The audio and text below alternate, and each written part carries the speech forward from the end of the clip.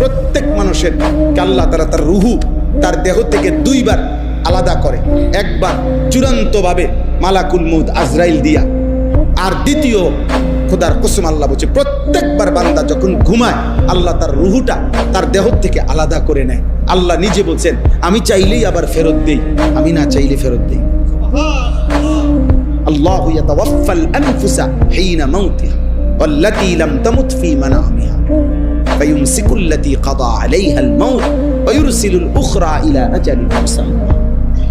এরপরে আল্লাহ কি সুন্দর করে বলছে, তবে শুনো বান্দা, প্রতিবার যদিও আমি রুহুটা ফেরত দেই ঘুম থেকে জাগবার সময়, কিন্তু এইটাও ইলা আজালিম মুসাম্মা, একটি নির্দিষ্ট সময় পর্যন্তই ফেরত দিচ্ছি।